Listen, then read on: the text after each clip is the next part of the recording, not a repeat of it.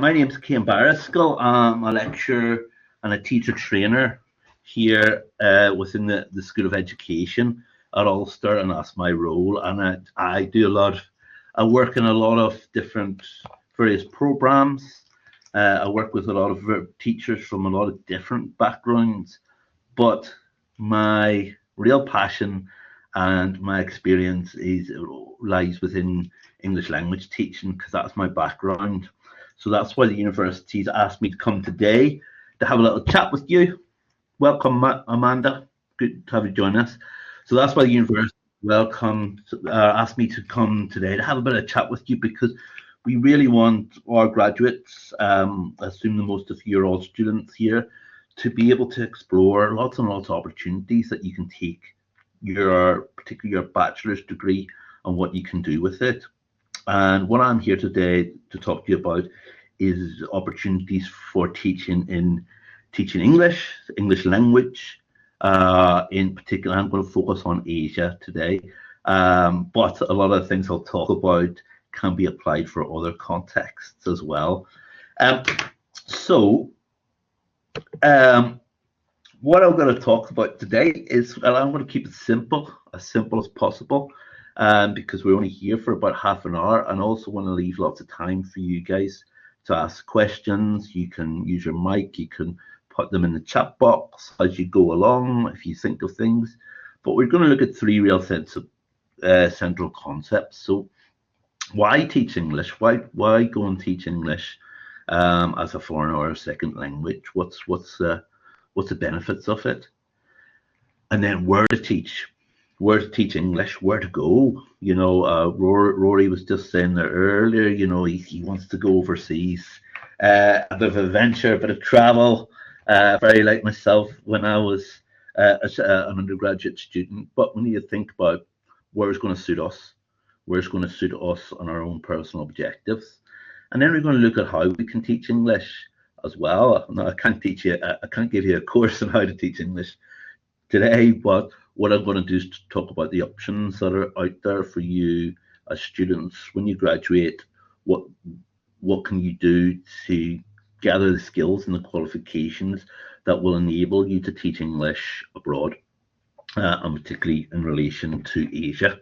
And then, as I said, there's lots of times for lots and lots of questions at the end, so please think about any questions you have, stick them in the chat box, or just write them down, and we'll have a chat about them there at the end. Okay. So why teach English? Well, I can tell you why I ended up teaching English, and it wasn't really, it wasn't my ambition. I went to University College Dublin, and I did a degree in history and politics. That was my undergraduate degree, joint degree, history and politics, and a minor in sociology as well. But when I graduated, I was quite young when I graduated. I was actually I was 20 years old when I graduated from my bachelor's, and at 20 years old, I wasn't ready to take on the kind of life of work yet. I wanted to kind of see the world a little bit. My overall ambition, I wanted to be a history teacher. That's what my plan was, but sometimes plans don't go the way you expect them, and that's not always a bad thing. So when I graduated, I decided to go and travel after working in Denny's sausage factory for some time to gather some money. And at one point, I found myself teaching English in an orphanage in Mozambique. And that was my very first experience of teaching English. I had no idea what I was doing, but I could see what I was doing. I really enjoyed, and I could see the difference it was making for the kids that I was working with. And at that point, I decided maybe I should explore this as a career.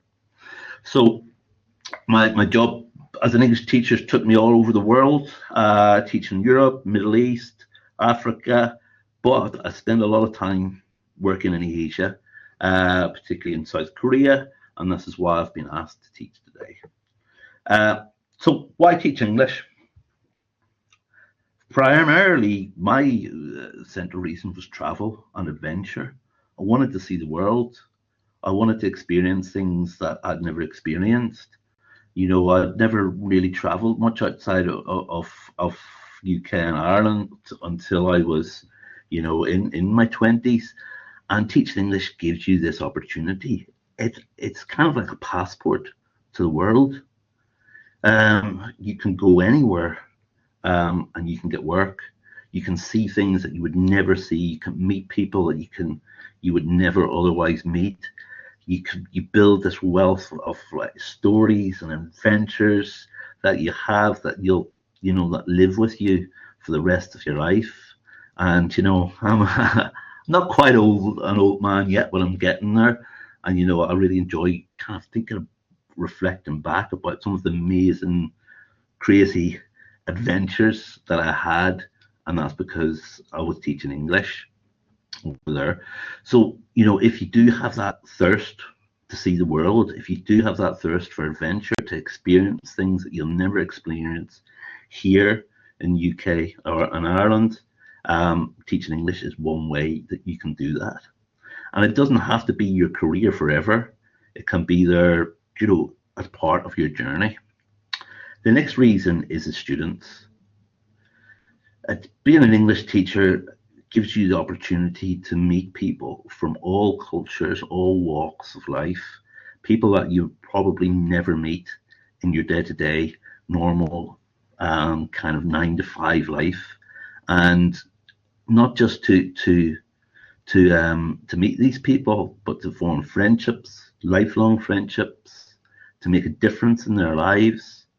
And that's one of the reasons, the students that you'll meet are fantastic. Like any students, you'll have your troublesome ones, but often they're very much in the minority. The next thing is the experience.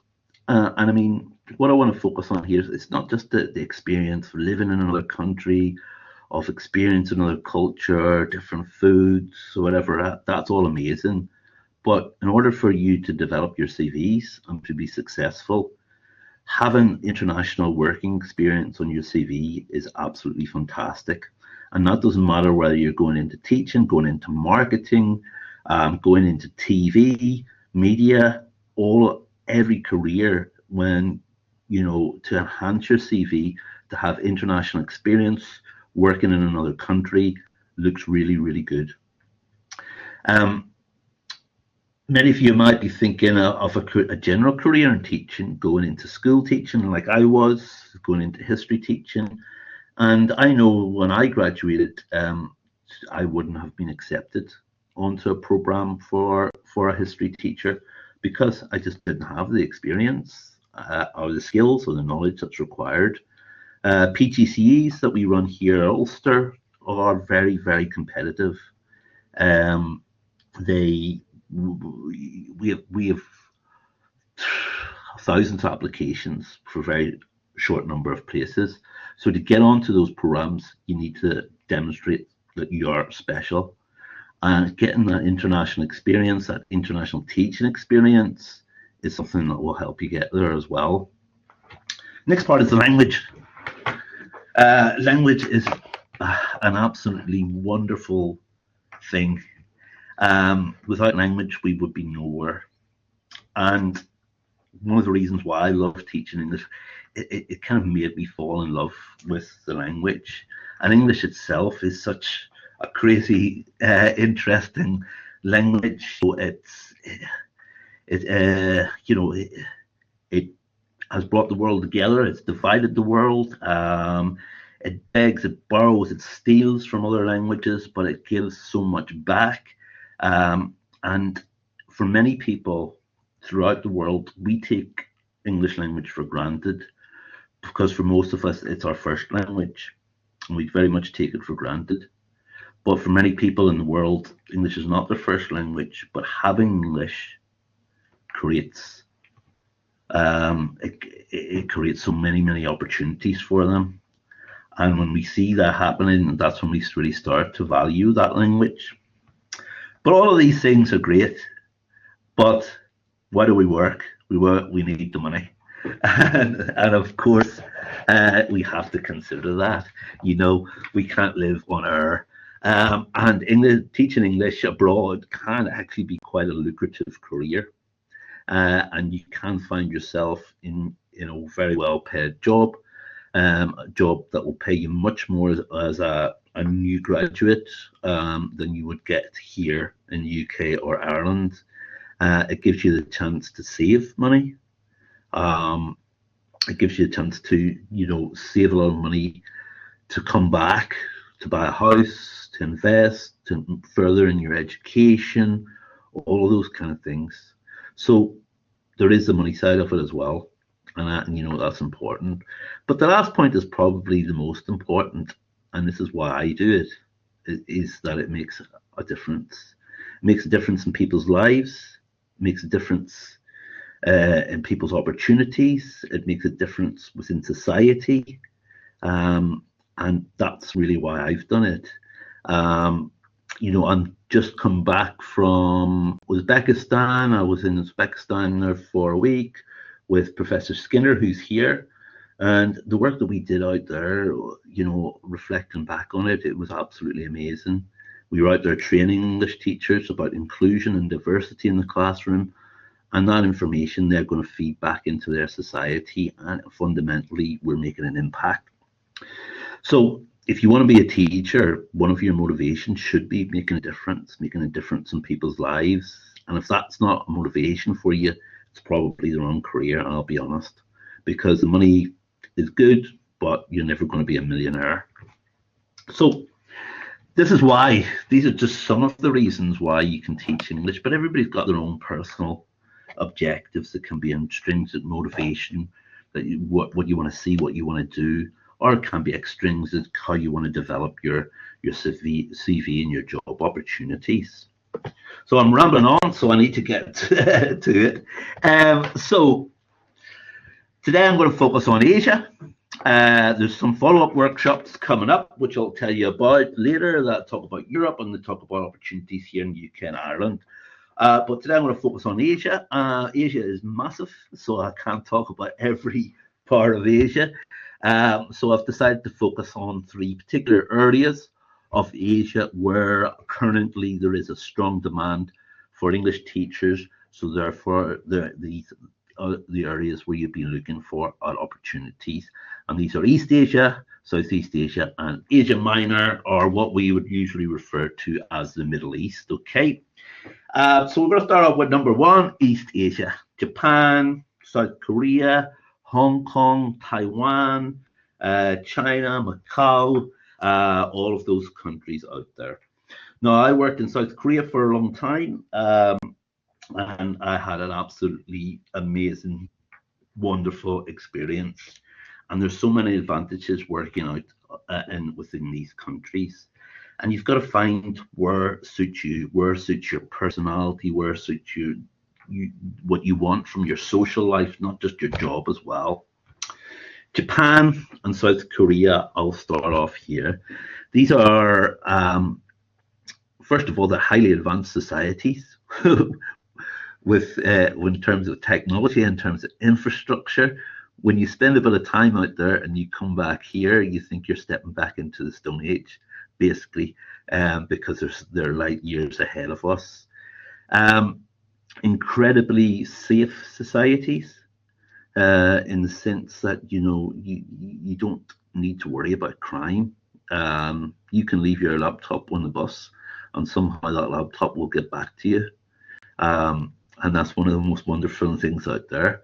The cultures are vibrant, and especially if you have different options. If you really want to submerge yourself in the culture, you head out to a smaller town in the country. But if you want to see the cosmopolitan parts of that culture, and you head into places like Tokyo, Osaka, Seoul, these places are absolutely amazing. They're amazing places to live. They're so busy. They're so hectic. But yet, they are very, very, very hold on to their culture as well. Taiwan, also a great place to teach. Probably the most westernized of these countries in that sense. And I found a lot of people who've been working out there, Westerners, feel more comfortable in Taiwan than they did in these other countries. China, obviously China is huge, so it's really difficult to sum it up. But China has massive opportunities for English teachers, and there's a massive demand out there for English teachers. You know, it's a growing global power. It needs they need English, and it's an established part of their education system. Out there, money wise, Japan, Korea, that's where you're going to make more money in these countries. You're going to live quite well in that society, but you're also going to be able to save a lot of money and bring that money home. I worked in South Korea for 2 years. I came back. I paid for my master's study. I bought a new car. I didn't have to. I just worked a little bit part-time during my master's, and I still had money left in the bank after that. And, you know, I wasn't frugal with my lifestyle. It gave me opportunities to travel all over Asia as well while I was there, Philippines, Thailand, all of those places. Then we get to Southeast Asia. Okay, sunshine, sea, sand, amazing food. You know, this is living in Southeast Asia is great. The people are lovely, they're friendly, they're open. You know, the beautiful beaches, all of that is going on out there. In options for Southeast Asia at the moment, I would recommend Vietnam as one of the best places to go. It's a growing economy. There's a big demand for English teachers. Your salary relatively to your living costs is very good. And it's actually, you know, in Southeast Asia, it can be difficult to save money. You're there for more than the experience and the lifestyle than the money. But Vietnam is actually one of the places where you can save money and live a really good lifestyle as well. Then we can get to Thailand. Great. Thailand is amazing. I'm sure you've seen lots of pictures, you know, of, you know, places like Koh Phi Phi, all of those places. It's amazing. People are lovely. Lots and lots of opportunities out there. Salary will be enough for you to live very well, better than the average Thai person. You're not going to become a millionaire, but there's lots and lots of benefits out there. When you think about countries like Cambodia, Laos, Myanmar, you're going out there to make a difference, and you're going out there to make the experience. You're not going out there for money. These countries do need our help. You're really well respected within those countries. You're really, really welcome because they know how the difference that you can make there, and that's why you go there. And it's not for the money, but amazing places to visit. And then we get to the money. The money is in the Middle East. Okay, if you do want to make money, big bucks, the Middle East is the place to go. Your flights will be paid for by your school. Your accommodation will be paid for by your school. Your salary is tax-free. And just to point out, Japan, Korea, China will also, the schools out there will pay for your flights and will help you get accommodation as well. Not so much in Southeast Asia. You're expected a little bit more independent there.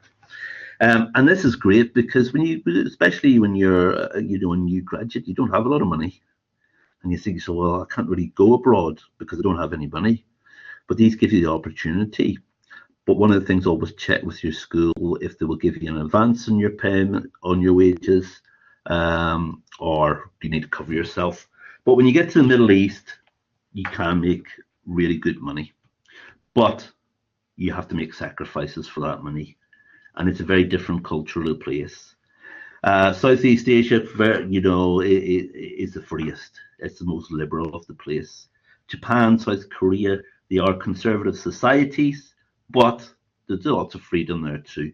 When you get into the Middle East, that your freedom, your personal freedom, you have to make some sacrifices. Places like the UAE and Bahrain, you know, those are the lighter countries where, you know, they are, they're expat societies. You can go to the pub, have a drink if you want to. You can go to the nightclub. You can't be running around the streets drunk like you might be in Belfast or Coleraine because you get in trouble. and you can get in trouble within those countries. In the middle, you have somewhere like Qatar, Doha. I do quite a bit of work in Doha. We have a lot of teachers going out to Doha at the minute because there's big demand out there.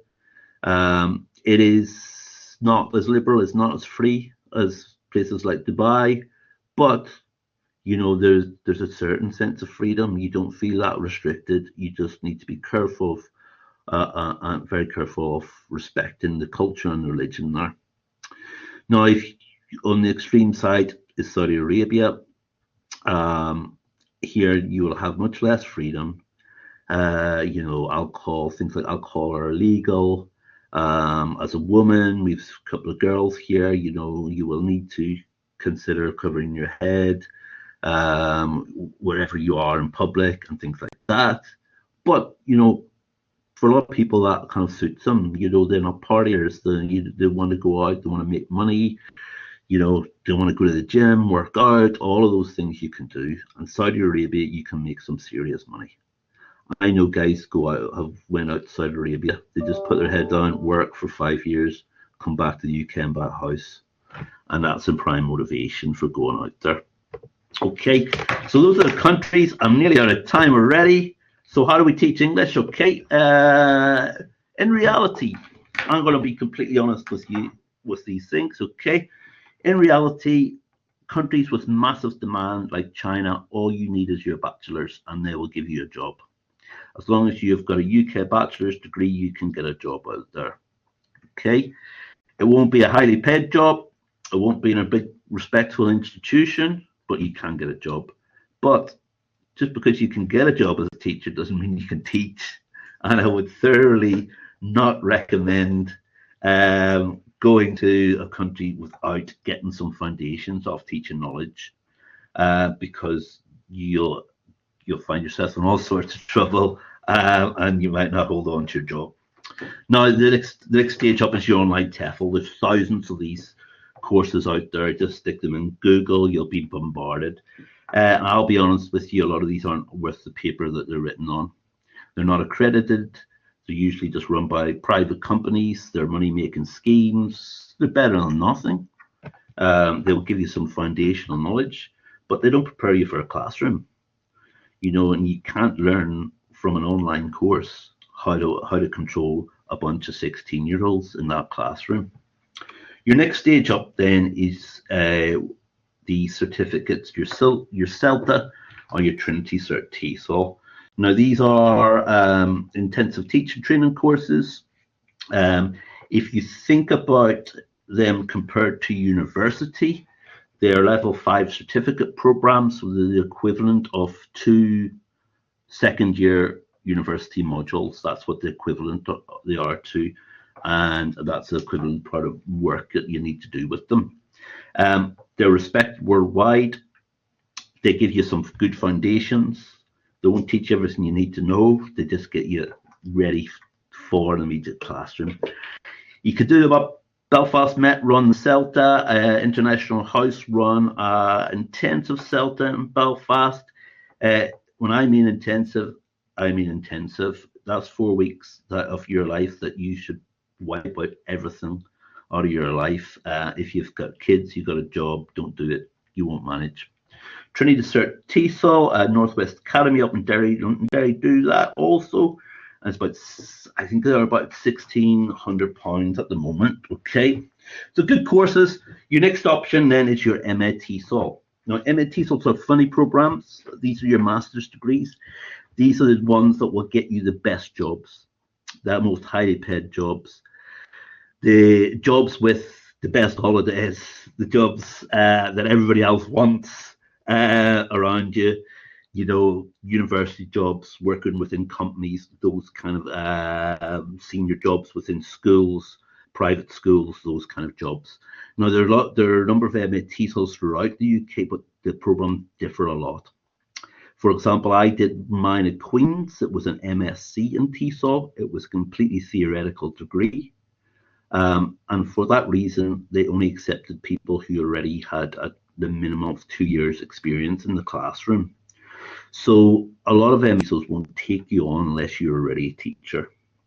However, the MA TESOL program here at Ulster University is quite unique in that it's designed specifically for pre-service teachers, people who are just entering that career.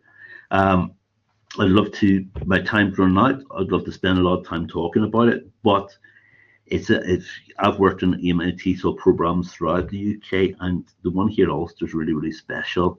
Run by Professor Barbara Skinner and Dr. Helen Ho. You learn a lot of foundations. You'll be working with a real student over in China. I always connect the students with a student learning English in China to give that real experience of online teaching and working with a real learner. You have work placement in your second semester, so you'll be placed within a school here in Northern Ireland, if that suits you, or you can also opportunities to work abroad, places like Hungary. We're also opportunities to go and spend 8 weeks in China. We're looking at that at the moment. Those are fantastic experiences, and that alone on your CV will help you to get a very good job as well. It gives you something which is called TEFL Q, and TEFL Q is I'll not get into it too much, but it requires you to have a number of observed teaching lessons, and that tops up your academic study, and that gives you much more employability. Most MA TESOLs throughout the UK will not give you TEFL Q, the one here at Ulster do. And if you want to find out more about the MA TESOL at Ulster, what you can do is drop the course director, Dr. Helen Ho, an email, and she will gladly meet with you and tell you a little bit more about that program. I know some of you are still in your first year, but it's good to think about. Or if you want to talk to me, you can just drop me an email. You'll see there mbarraskill at ulster.uk. There are more sessions coming up, teaching in Europe, teaching English in UK and Ireland. So like if this stimulated your interest and you want to know more, attend those sessions. You'll get an email update with the links on them. But now it's time for questions. Guys, any questions that you have for me? Shout them out, put your hand up, put them in the chat box. Rory, see you switch the mic on. I see when you were saying like Korea or China, would it have been easier for you to pick up the language there, being immersed in it? Or like how long would you say it took you to be able to speak like conversational or Korean or Chinese? Most definitely, if you're interested in learning language, being submerged in the culture is the way to do it, because it's around you, it's everywhere around you, and you're picking it up subconsciously a lot of the time. But also, a lot of teachers, what they do out there is they do a language exchange. They'll meet somebody, a professional who wants to develop their English. So in exchange for you helping them develop their English, they'll help you to develop wherever your Mandarin or your Korean out there, and you kind of have that mutual beneficial relationship as well. One of the first things you do is start to learn to read the characters. Korean is actually, I figured it out in one day because it's really, really mathematical, the way they do it. But yeah, submerging in culture. But it's also, it's also your perspective. I worked in Russia for a long time as well, and my Russian was much better than my Korean. And one of the reasons for that is that, I could be Russian when people look at me,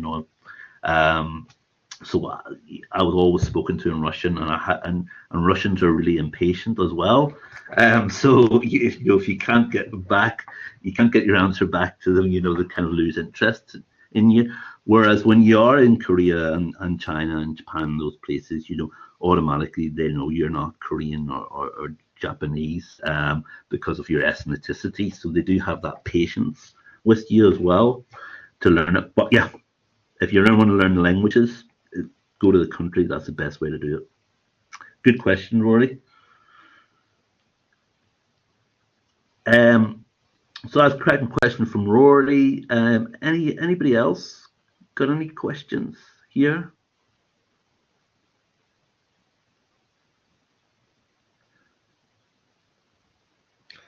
Well, if they have none, I'll go again. Would you Yeah, go for it, recommend Rory. for mention the MA TESOL in a lot of universities, you need to have previous experience in the classroom. Would you Yeah. recommend, like, say, doing the CELTA or the Trinity TESOL first before taking the MA, or do you think that'd be You know, pointless? there's different routes, you know.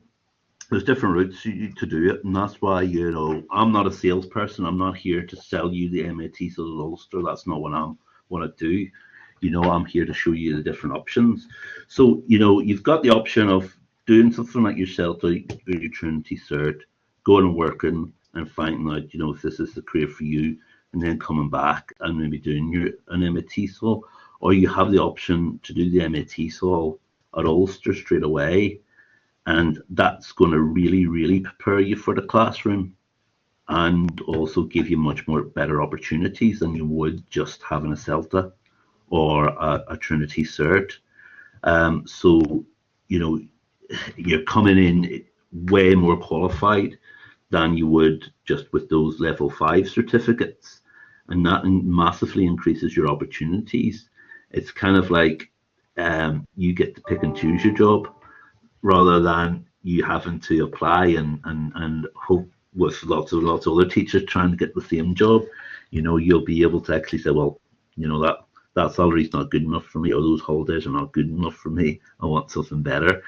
And you know, there's a lot of success stories with the students from the MA TESOL. I wish I had time to talk to you all about them.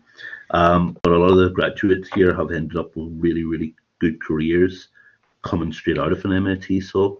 So, you know, weigh up your options, Rory, and think what's going to be best for you.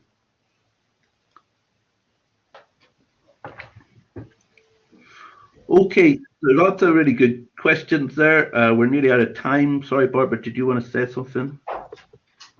Yeah, I just thought I'd say hi to everybody, but also, yeah, really encourage you to look at TESOL as a career.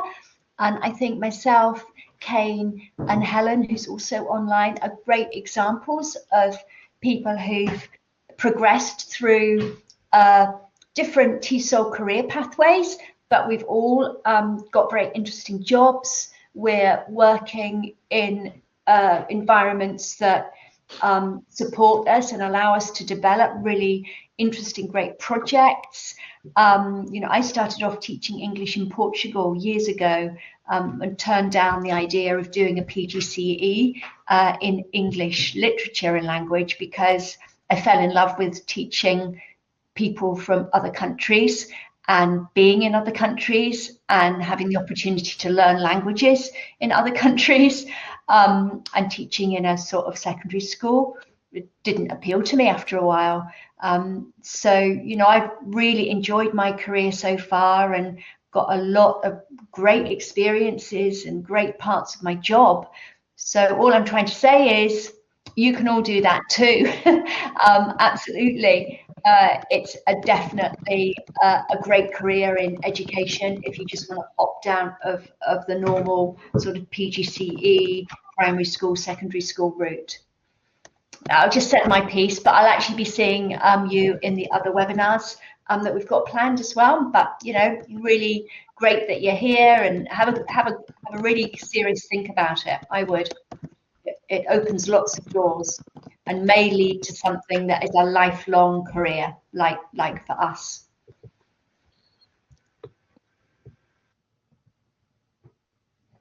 Thanks, Barbara. Yeah, and just as Barbara, yes, it opens up so many doors. You know, this year I'll be at Uzbekistan, Vietnam. So we're all finished up. Last thing I wanted to say is Happy New Year. I'm getting messages from all over Asia at the moment. As today is the first day of the Lunar New Year. So Happy New Year and a Happy New Year and Day of the Snake. And you've got our details there. You'll get the slides. And if any follow-up questions, just come back to the course director, Dr. Helen Ho, or myself if you think of any questions. And lovely to meet you all today.